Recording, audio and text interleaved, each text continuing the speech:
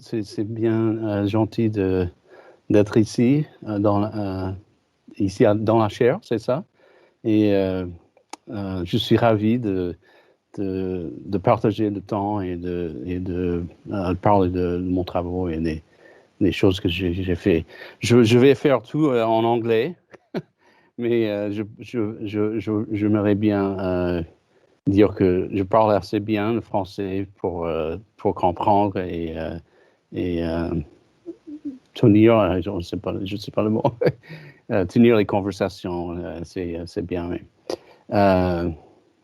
Alors, I'm going to speak a little bit about some of the work that I've done in organizational resilience and have spent quite a bit of time thinking about this concept, as Sophie mentioned in the writing that we've done and some of the work. My entry into this area of research began when I was a doctoral student in Cleveland, Ohio, and in the United States, as most know, that there are oftentimes shootings, incidents where a person with a gun comes into a school or building, and there's sometimes serious challenges that happen. In our school, happened to have a person who came into the building with a couple of weapons. They fired upon several people. One of the students was one of our MBA students was killed in the firefight. Actually, it was just one person with a gun. And then the gunman continued to keep the building in a hostage situation, essentially for about 7 or 8 hours. It was quite a traumatic experience for many people who were just normal people that didn't have any experience with military or police and things like that. And so I made it my work to try to understand resilience, but not from the perspective of what goes wrong, but what is going right. What happens when an organization is faced with major challenges, and what do they do? What are the kinds of things that are happening that enable the organization to be successful and to show forth the best of who it is and what it is. And so I spent about 2 years interviewing and talking with people about the incident, and wrote essentially a book, my dissertation about the incident. So the model that I'm going to share with you today, if you can go to the next slide, I'm going to go ahead and talk through this a little bit. The model I'm going to talk to you today I think is fairly applicable to many different kinds of situations, and it's a model that I think works well for understanding resilience, and a particular kind of resilience. And I'll get more to that as we talk. But I wanted to also, I'm going to spend a little bit of time toward the end and talks about the Navy and the U.S. Navy, and perhaps some things that we've done in our research that have been interesting, that tell us some things about resilience. But this first slide here are a number of challenges that you might expect in a extremely large organization. The U.S. Navy or the U.S. military is somewhere around 2 million people. And then you include the civilian people that are involved, it's quite a large organization. And these are some of the major challenges that we face. There's a lot of suicide ideation, suicide attempts. There's many people that come to me in the U.S. military asking, how do we adjust resilience so that we can prevent suicide? There's been commanding officers that are fired from their jobs because they're unable to lead and command a ship. They have many reasons for why that happens. We could spend an hour just talking about that. There's undermanned. We don't have enough people to do certain kinds of work. We are overworked. There's a lot of turnover. There's a concept called unplanned losses, people who are supposed to be with a ship for a period of time, and they leave the platform early. And so then the commanders have to figure out how to do more work with fewer people. There's NJPs. These are these are the judicial process for military people who make mistakes and are held accountable legally. And we have issues of falsification of records, and of different kinds of work. I've spent time doing research on ships where those are the issues, and the reason that we're there is to help fix the problems. So there's those. These are some of the challenges. The strain that you could experience as a family member, and the sailors themselves. There's sexual assault, sexual harassment. These are serious issues that are continuously talked about. I have a colleague who is building a particular kind of a model to train people how to address sexual assault in the military, and how to talk about it, and how to help people develop better ways to manage. And I'm going to speak a little bit more about this in a bit, about how that happens, or how we work through those kinds of issues. And then other destructive behaviors. This is a very broad concept, but many people that I work with doing research on that particular area.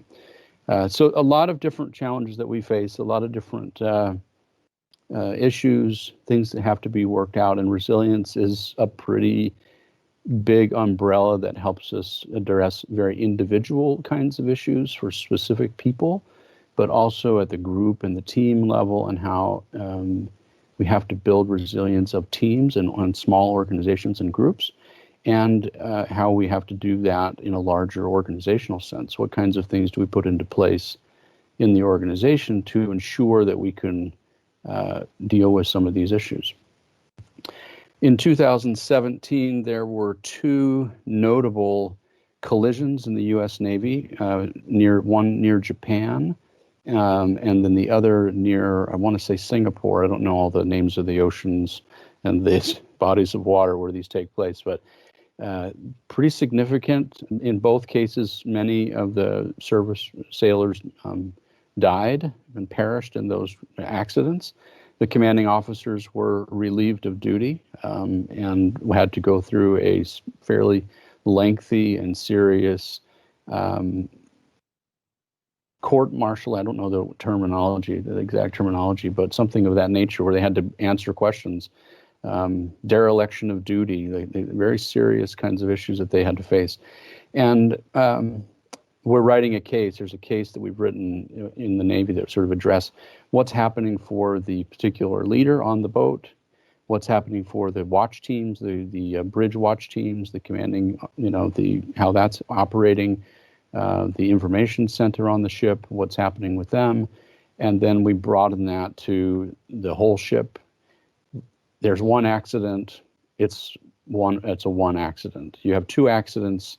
It suggests that you have something more serious happening. You have three accidents, and there have been more or near accidents. I've had many students tell me that, as our commander here that's going to speak, right, you drive a ship, it's not an easy job, and oftentimes there are issues where you have near misses. And so that reflects a broader problem in the Navy, in our Navy at least, about how do you help the Navy itself develop the right kinds of policy, leadership, strategy, which are organizational resilience kinds of issues, and the whole system has to face all those things and deal with those things. So resilience kind of looks different at each of those different levels, but all play a very serious role. So that's the kind of the context that I'm coming from, and the work that we think about and deal with. I have colleagues that are working at the individual level. I have colleagues that are working at the what we call the meso or team or group level, and we have others that are thinking about it at the much more macro and organizational level. So all of those things become important. So I will come back to a little of those Navy things in a few minutes, but I want to spend just a little bit of time talking through the model. So let's go to the next slide. And I'm going to begin with the end here. This is the model that I developed. I've written a paper or two about this, but let me just walk through this model, and then I have some additional slides that explain these, and we'll talk through them. It looks very academic. That's because this is a academic work, right? But there's a lot of practical kind of notions to this, and I'll talk about each one. The first is that there's what we call any kind of shock to the system. And in the phases that Sophie mentioned, right, you have this pre sort of phase, and oftentimes when there's a shock, we don't have a pre-phase, right? Unless we've done some very specific things to prepare for the eventual issues that may come up, right? In some cases, we just don't have that. We just think things happen. And this triggers a set of things that go on we call it the critical period. This period of time that happens is a very specific period of time, and there's no duration. There's no way that we can say that it's a fixed period of time. It could be long or short depending on what's happening. The first thing that occurs is there's what I would call liminal suspension. It's a liminalité. It's a suspension of normal operations. So if you go to the next slide, you'll see the definition here that I have here. It's an interruption to the normal operations. So the collisions in the Navy, these stop the regular job of the Navy, right? When you have a serious incident, things stop, and other things become more important. Other things start to happen that were not part of the plan, and so a new set of procedures has to take place. And so there's status changes between the individuals in the organization. The task of the work has to adapt and to shift and to change. New roles and responsibilities, new opportunities emerge for the people in the organization. Now, this doesn't mean that the captain of the ship is no longer the captain of the ship. It means that the person on the bridge that is dealing with it most immediately now has a much more serious or important role that they otherwise wouldn't have had without that incident taking place. So there's an interruption to the way we're doing our work, and we're no longer doing the same kind of task that we were doing before. And it calls for a different set of skills, a different set of opportunities, and there's a status. There's sort of a status differentiation there.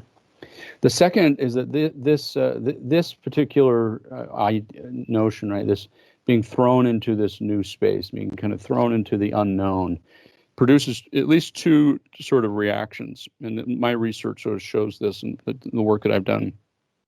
The first is the compassion. I'll talk a little bit about that. And the second is what I call redundancy, or redundant connections, or redundant relational kind of redundancies. And I'm going to talk about each one of these. So if you go to the next slide, the next one is a concept. Part of my work comes from the idea of compassion. This is really about how we see and understand other people, our awareness of other people, the empathy that we might have, the struggles that we have, and understanding other people's pain. And it really gets at a very individual level of person to person, and do I understand people? And so when we're in this space, this very unknown space, there is a very important reaction. We're trying to save lives, and we have to care about the pain and the suffering and the struggle of the people that are in that place. And so there's a very heart-to-heart, emotion to emotion experience happening. And that's happening at an individual level in many cases, but it also is happening at an organizational level, right? It's happening for a leader to be able to say, we need some flexible options for our people. They're going through a lot of difficult challenges. We need to take time to allow them some flexibility to adjust, to make changes, to work through some of the issues that they're dealing with their families, or with their friends, with their other shipmates and colleagues. So in the shooting incident that I described earlier, one of the things that the organization did is it changed its policies for what we call leave policies, right? Your policies of how much, I'm not sure how you would translate this, but just the policies of allowing people time off, and usually you get 2 weeks off for medical or or sick pay, or here they might say, there is no policy. You can come back in a month or 2 months when you're feeling that you need that you can. And so there's sort of this opening of the organization's policies to make adjustments and changes. So that's a very compassionate response to the individual people in the organization. So it's happening person to person, but it's also happening from a leadership to the members of the organization. So again, we're in this space, this liminal space, this place between.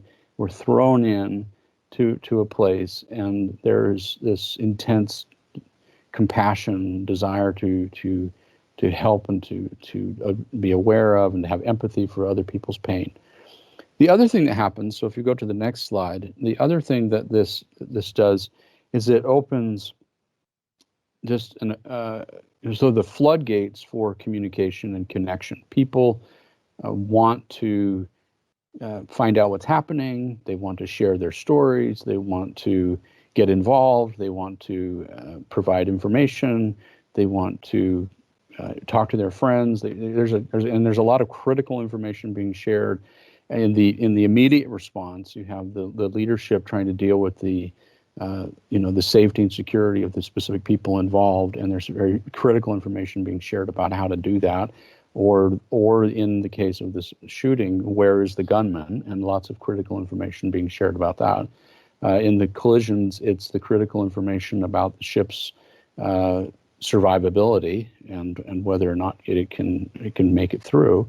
And so there's a lot of people communicating, and many times they're outside of their own reference group. They're communicating beyond their organizational role. They're communicating to their friends.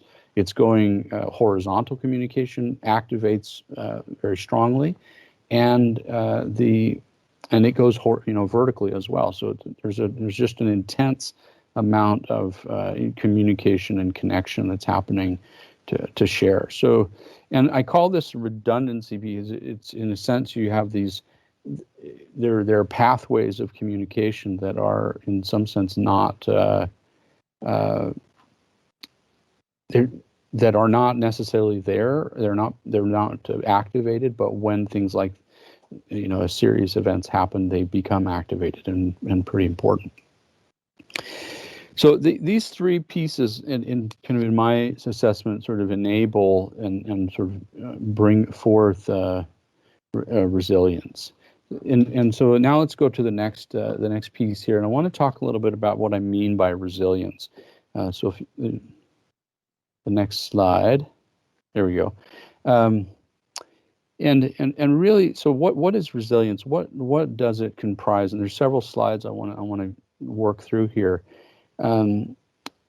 It's really about this notion of a capacity. Resilience is not something that I necessarily carry around in my head or in my body. It's something that is generated in the relationships that I have with other people. And so it becomes a resource in some sense. It becomes a place when we have, there's a number of different types of capacities that could be involved, but resilience is oftentimes we measure it as at the individual level. We give people a survey and we ask them a series of questions to sort of test their resilience, sort of figure out what their resilience level might be. But in a very important sense, that resilience is not an individual thing. It's something that we share. I'm not resilient without the connections that I have with other people, and the other person's not resilient without the connections they have with me. So there's something about a social kind of level of understanding what resilience is. I don't know that I'm describing that entirely concretely. We may come back to that a little bit, but the idea is that here, I've just written a few things here about processes in organizations that aim to increase what I call the connective capacity, right, for handling setbacks. This connective capacity is sort of the root of resilience. And all of the parts of the model that I've shared, each one of those has something to do with how individuals, how we're connecting to each other, how organizations are connecting, and what their relationship is to each other. So it's in that capacity, it's about promoting and enhancing competence and growth. It's about learning. It's about efficacy, which is this notion of, can I do something well? Am I trained and have the capability to do it? There's a sense of enhancing ability to quickly process feedback and flexibly arrange and rearrange and transfer knowledge to other things and other places. So that's the first kind of piece to that. So let's go to the next slide, and just to describe this notion of a capacity of individuals or organizations, as I mentioned, right, to be able to absorb strain and preserve or even improve functioning despite the presence of the adversity. It's this ability, the common language that we use around resilience is about recovering and bouncing back from these kinds of events. But I think of it as, again, a kind of a capital. Yesterday we were talking a little bit about social capital, or as a resource that accrues. You can gain resilience in a group or through your experience and over time, au fur et à mesure, right? It's something that comes with experience and with the challenges of the day-to-day. The training operations in the military, for example, are all about building and accruing that ability and this capacity. And so then when things happen, there are rules that people can fall back on. There are their experience about what happened in a particular training evolution and how that's going to help them face a real situation. I went on an aircraft carrier, porte-avions, il y a 10 ans, presque, plus que ça, je crois. And one of the things that I realized was how much the work of the Navy is training, right? Everything is about training. Every sortie, every underway, I don't know what the word is in French for an underway, for 2 weeks out and then 2 weeks in and 2 weeks out and 2 weeks in. Those are all training exercises to test the equipment, to test the platforms, to test the firefighting, to test all of the mechanical systems and so on. So it's all about training. It's all about accruing this knowledge in the system and this ability, this capacity. That's partly building that resilience, right? So that when things happen, you can face it. But again, so let's go to the next slide. Let me add a little bit to this. There's different ways that we differentiate resilience. In my sort of scanning of the literature and reading the literature over the years, one of the things that's become apparent to me, I'm not going to talk about each one of these, but the last bullet here, the last point, it's about returning to equilibrium. A lot of times resilience is about something happens, we're running along fairly stable, we come to a challenge, and we dip, we have to draw from that resource. We're not doing what we're supposed to be doing as we were before. We're in this liminal place. We're connecting. We're trying to figure out what to do. We're adapting. We're adjusting. And then we get back to an equilibrium and then carry forward. And most of the literature, at least in my estimation, sort of talks about getting back to that, bouncing back, right, to where we were before. And that's not really accurate because we're always different later in time because of those experiences. So it's a little bit of a an incorrect way of thinking about it. But most of the way we think about it academically is just this equilibrium. So let me continue, talk a little bit about some other resources here. This is the next slide, some resources on resilience. One way to think about this, and this is actually, you're going to hear later this afternoon from Jodie Hoffer-Jutel, a colleague at Brandeis University, and she uses a concept called relational coordination.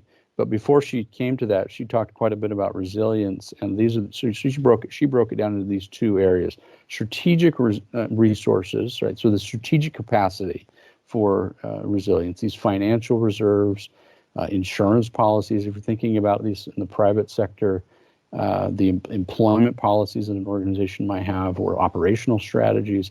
In the military, those strategic policies or strategic resources are going to look a little different. It's going to be the commander's intent. It's going to be the mission set. It's going to be some of the operational capabilities. There's very hardware kinds of strategic kinds of things that are in place. And then there's relational resources, which are about the nature of the relationships between the people, the leadership qualities between the people, the dynamics, positive, hopefully positive social dynamics, a sense of cohesiveness, and effective teams. Or this notion of how the resources that are around people. So both a strategic and a relational.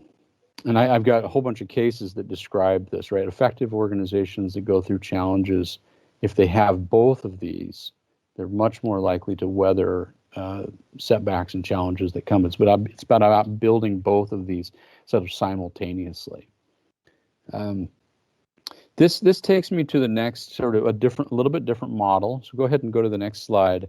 And before you advance, let me just, just wait right there. There's two ways here, or sort of a model of what I call healing in organizations. So resilience is, again, coming to this equilibrium, and resilience is about both the strategic and relational resources.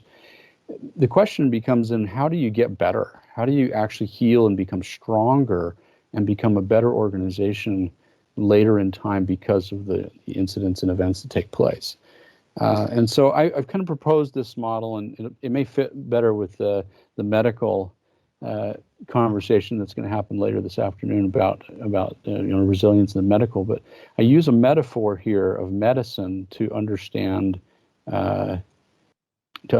how we take resilience and move it toward improvement and strengthening. So go ahead and advance each three of these. There's three pieces to this. There's what we call, so imagine for a moment des os cassés ou des blessures ouvertes. Right? You have a cut or a broken bone, and you have these, there's a way and a process that the human body actually heals itself through either sometimes external intervention from a doctor or medical professional, or from itself internally. And there are three sort of processes that at the cellular level, really this is at the cellular level in the body and your bones and your skin, how the body heals. First, there's a phase of what I would call, or the medical literature calls it, inflammation. There is an intense, rush of resources to the site of the wound. There's a lot of white blood cells. There's all kinds of things that happen in the inflammation stage. And some people would assume that, well, inflammation is a very bad thing. We don't want to have too much inflammation. In fact, it's the opposite when healing. You have to have inflammation. It's a very important, critical way to get many resources to the site of the wound. So in a crisis incident, right, in its liminal phase and all these other issues, you can see this very strong inflammatory. Almost the resilience process that I described earlier is really an inflammation kind of stage. There's a rush to the site of the wound. There's a immediacy to solving the problem that it's at hand. Once that is sort of taken care of itself, once the crisis has been stabilized, once it becomes to a place of there's no more bleeding, we've got a cast on the wound, we've got a bandage. Once the firefight is over, once the gunman is taken into custody, once the ship that's been damaged is back into port, now we're past that inflammation stage. We're into a different kind of place.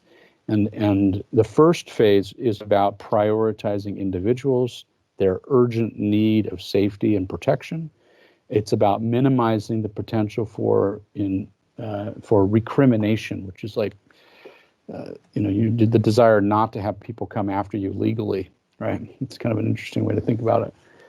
The second phase, though, comes a little bit later, and it's what I would call proliferation in the medical literature, is that once the site has been stabilized, you have a proliferation of new kinds of cells that are regenerating in that wound.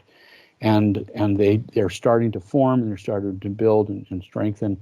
But they really they're still in a place of non-functionality. The functionality comes in the remodeling phase later. It's really just getting all of those connections back into place.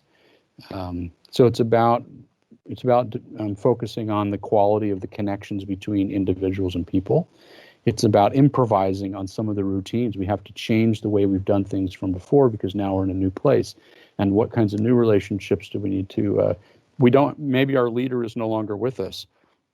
In the case of the collisions that I described earlier, in both those cases, well, I think in one of the cases, the captain had to be removed from the ship by helicopter because the other boat that hit into his quarters on the ship. He was almost killed, and he had to have the other people use a fire, I don't know what you call it, a fire thing to open his cabin so that he could get out. And he was bleeding. He had all kinds of injuries. He had to be taken off the ship on the helicopter. So now there's a new set of relationships, a new set of command organization structure that has to be dealt with. And that we're still in the inflammation stage, but we're also starting to rethink what the relationships between the people on the ship are. So there's a sense of proliferating new connections, and trying to deal with some of the challenging, problematic relationships that are also in that organization. Not in the ship case, for example, the same ship, the bridge team and the information center on the ship had two different watch. I don't know the terminology because I'm not in the Navy, right? I know a little bit of the wording, but it's the watch team commander for the bridge, and then the watch person in the information center on the ship. They didn't get along very well. They had some issues, and so the communication about what they were seeing outside, on their watch, was inconsistent. And the radars, they weren't reading the radars correctly, and they weren't talking to each other because they had some difficulty with each other. That makes a difference, right? Those relational pieces become really critical. So that had to be rethought through, reorganized, and restructured in a sense. The third phase is about remodeling. We've taken care of a lot of those things. We've stabilized now this secondary piece, and now we're going to strengthen the culture. We're going to rethink about what our culture looks like more organizationally, more broadly. And we might have other kinds of closure ceremonies and rituals and things that give us closure to the event. In the case of the shooting, there was all kinds of things, as you can imagine, to sort of bring closure to that. There's all different kinds of ways that I've thought about in terms of leading through this, and then there's some mechanisms that have to deal with this with respect to empathy and sharing that awareness. There's things that are about interventions, deploying external resources to help solve the challenges, using internal resources to protect against certain activities. There's a sense of collective action that starts to take place. There's a lot of people working hand in hand to deal with the issues that they're facing. And then there's the leadership, the actual leadership, the leaders that are doing very specific things to make those other things happen. Prioritizing needs, guarding against morale issues, inspiring a more positive vision for the future, generating some positive energy through the internal and external stakeholders that they may have access to as well. So both the resilience model, right, that I've described and this healing model, I think that the resilience model gives us sort of this immediacy, right, this inflammation, what's happening, and then we have to kind of think about what do we have to do as we heal and get better from the challenges. And I'm just using the concept of healing as just a metaphor, really, of trying to understand what that process and what those mechanisms might look like. It's kind of in the future. But in all of this, let's go ahead to the next slide. In all of this, there's the part of my work and sort of really focuses on the idea of the positive connections that exist between the people that are in the organization. And this model here is this is not my own. This is one of my colleagues that sort of came up with this, and each of the points in this slide have references to several established articles and research on the effect of positive connections, the relationship between myself and other people, myself and my team, and the positive effects of those on these factors in individuals, the factors in teams, and the factors in organizations. So the connections that we have matter a lot. How we connect with other people, the positive relationships and energy that we create really do have a very significant effect. And let's go ahead to the next slide. This is I don't know if, yeah, there we go. I'm not sure if Jody is going to share this later today, but this is one of her kind of landmark studies in this area that specifically for organizations. And this was a study that they did of 300 care providers, 900 patients. So this goes to your medical example for perhaps later. And you're talking about nurses and therapists and social workers and case managers, all kinds of people who are providing medical service help for and in this case 900 patients. And this is just a regression, right? They're simple regression. Each of the circles represent an organizational unit in the hospital, right? One of these care providing teams. And they measured it and looked at it based on two dimensions. One is the quality of the care of the patients, right? The outcomes of the patients. And then the other dimension on the horizontal there at the bottom is what she calls relational coordination, or these connections, right? How well does the group of people working together to take care of a person, how well do they work together? So the second point on the right, high degrees of this relational coordination predict shorter hospital stays, higher satisfaction, and better clinical outcomes. In other words, if I'm sick, I'm going to get healthy because the people that are caring for me like each other and are working well together, right? So I think it's a really fascinating idea, right? If we're doing our work together really, really well, other parts of the organization are actually going to benefit from that and be successful. So, and you can see here that they did this nice little organizational study on the left with the model. So anyway, the idea here is that the relationships really do matter. So let's go to the next slide. I'm bumping up against my time here.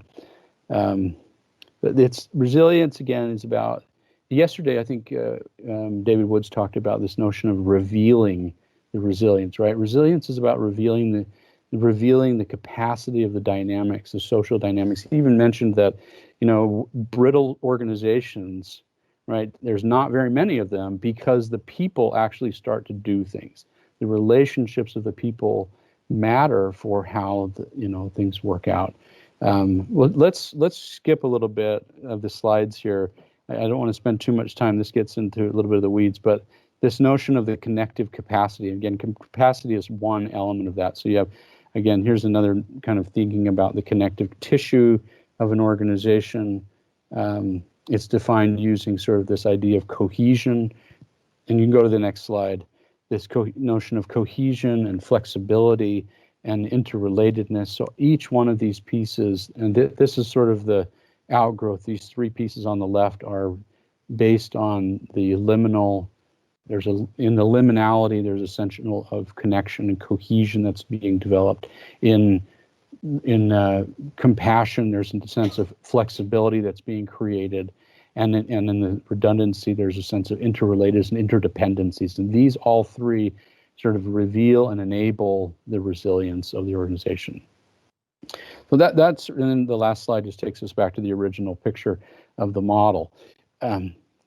You can advance to the next one. So again, these are the kind of a big picture for what resilience, kind of in my estimation, look like. But again, each one of these is really based on the relationships between people in the organization and the leadership that can manage those issues.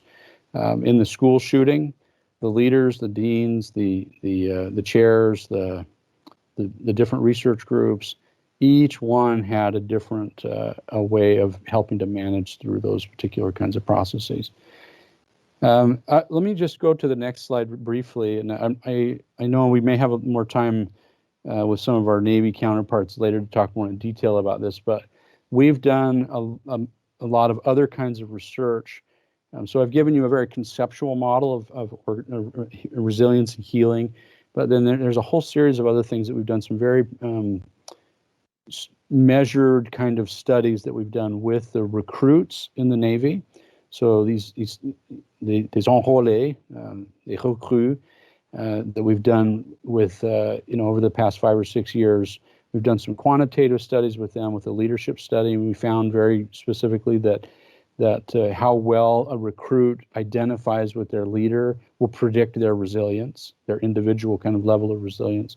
We've done a qualitative study to try to articulate what's the process by which people, the recruits that are facing significant failure, what's the process that they go through, and the leaders that help them get through those periods. And then the third of those studies is a study about using different mechanisms, it's interventions to show that they can actually increase resilience, and we've demonstrated that. So there's some really interesting things there. I'm working on some other tools related to leadership and culture and resilience culture in the U.S. Marine Corps Reserves in the U.S. and working on a big study right now. And I haven't really ever talked about this with Sophie. It's a pretty interesting work that we're doing that has some really specific, very practical tools about culture and how you can develop a more resilient culture to enable some of these other kinds of dynamics that we're talking about. I'm going to stop here because there's a whole bunch more slides here, but we'll stop and if there's more questions, I can certainly answer those later on. Merci. Je passe la parole. Merci, professeur. Alors, je pense que évidemment, ça a inspiré les marins parce que parle social quand on met en avant effectivement l'individu, la richesse des liens, en fait, des ressources collectives pour soutenir la résilience d'une organisation. Évidemment, ça doit parler aux marins.